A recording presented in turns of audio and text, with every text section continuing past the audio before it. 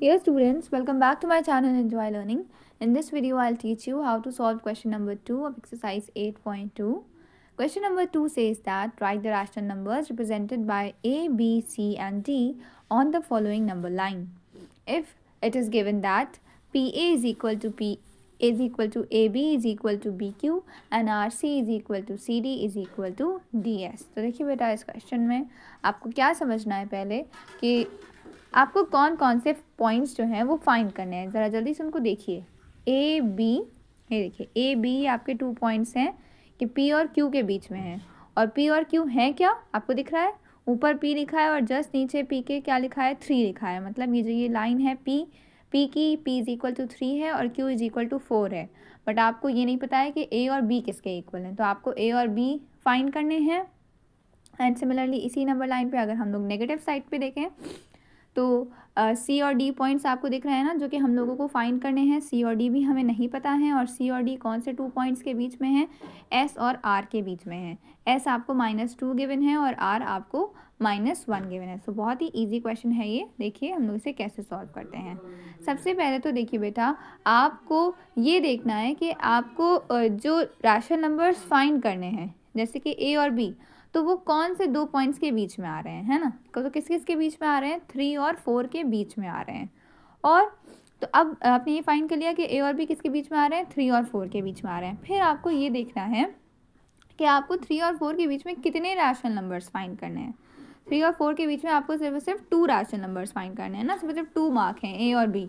तो अगर 2 rational numbers मतलब कि 3 और 4 भी क्या है? पहली बात तो ये बताइए, 3 और 4 रैशनल नंबर्स हैं कि नहीं हैं? क्योंकि हम लोग उन्हें भी तो अपॉन के फॉर्म में लिख सकते हैं ना. 3 के अपॉन में कुछ नहीं है, मतलब 1 है. 3/1 4/1 है ना.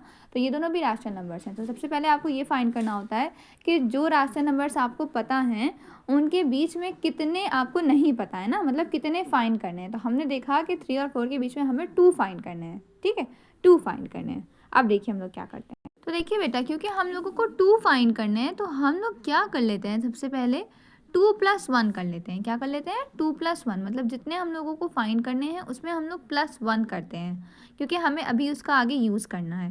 तो 2+1 इज़ इक्वल टू 3 होता है. अब जैसे ही हम लोगों को ये 3 नंबर मिल गया, अब देखिए हम लोग इसके साथ क्या करते हैं. हम लोगों को ये पता है कि हमें किसके किसके बीच में फाइंड करने हैं 2 रैशनल नंबर्स, पी और क्यू के बीच में. पहले हम लोग पी और क्यू के बीच में जो ए और बी हैं उनको फाइंड करेंगे. देखिएगा कैसे. तो पी और क्यू के बीच में फाइंड करने हैं. तो पी और क्यू कौन है? 3 और 4 हैं. तो सबसे पहले हम लोग 3 और 4 दोनों को रैशनल नंबर के फॉर्म में लिखेंगे. मतलब 3/1 ऐसे करके लिखेंगे. हम लोग क्या करके लिखेंगे? 3/1 और 4/1 ऐसे करके लिखिए जल्दी से. P is equal to 3/1, Q is equal to 4/1. /1 भी लिखिएगा. उसके बाद फिर हम लोग क्या करेंगे बेटा, ये जो हम लोगों को नंबर मिला है कि हम लोगों को 2 फाइंड करने हैं बीच में, तो हम लोगों ने 2+1 किया 3. तो 3 को हम लोग दोनों P और Q के न्यूमरेटर और डिनोमिनेटर में मल्टीप्लाई कर देंगे. ये देखिए हमारा क्या है, 3/1 बनाना हमारा पहला वाला P, 3/1 बना. तो 3/1 के भी देखिए न्यूमरेटर डिनोमिनेटर में हमने क्या मल्टीप्लाई कर दिया? 3 मल्टीप्लाई कर दिया. ये जो ये नंबर मिलेगा बेटा +1 करके, इसे आपको मल्टीप्लाई करना होगा. मल्टीप्लाई कर दिया तो आपको कौन मिला है? 9/3 मिला है. इसी तरीके से जो Q था, Q कौन बन गया था? 4 है. 4 मतलब कि 4/1. पहले रैशनल के फॉर्म में लिखना है. फिर उसके बाद क्या करना है, उसके न्यूमरेटर और डिनोमिनेटर में आपको वही नंबर 3 जो था उसको इधर भी मल्टीप्लाई कर देना है. मल्टीप्लाई किया तो 4 3 12/1 3 3 आ गया. अब क्या आ गया? 9/3 और 12/3 आ गया. अब बहुत ही ईजी है. अब बस देखिए बेटा, आपको क्या करना है, आपको 9 से 12 तक ही जाना है. 9 और 12 के बीच में कौन कौन आ रहा है? 10 और 11 है ना. तो आपको मिल गए वो 2 रैशनल नंबर्स. वो 2 रैशनल नंबर्स कौन हो गए?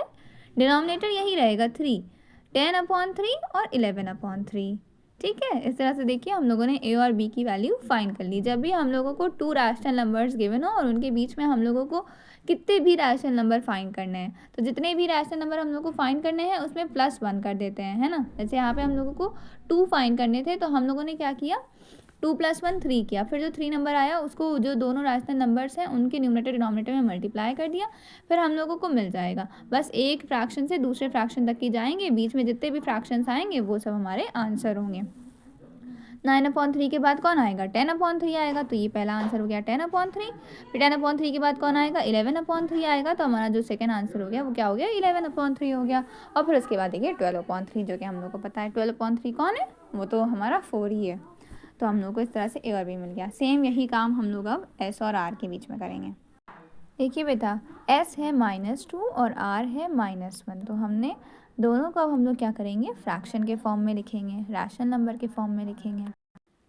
सो -2/1 एंड -1/1। अब हम लोग क्या करेंगे? हमें इन दोनों के भी बीच में सिर्फ 2 ही रैशनल नंबर्स फाइंड करने हैं ना, सी एंड डी।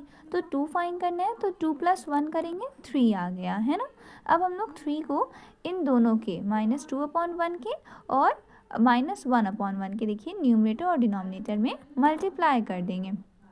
-2/1 × 3 करा तो -6/3 आ गया, और -1/1 में मल्टीप्लाई करा तो -3/3 आ गया। अब बस हमारा आंसर आ गया। अब हमें -6/3 से -3/3 तक जाना है। सो -6/3 और -3/3 के बीच में -5/3 और -4/3, यही दोनों तो आएंगे ना। आपको बस इन दोनों के बीच की स्पेस फिल करनी है। -6 से -3 के बीच में अपने आप से फिल कर लिए -5 और -4, और अपॉन में वही रखिए जो अपॉन में था। तो इस तरह से आप अपने दोनों रैशनल नंबर्स सी और डी फाइंड कर लेंगे। यही काम आपको करना होता है। All the best, good luck.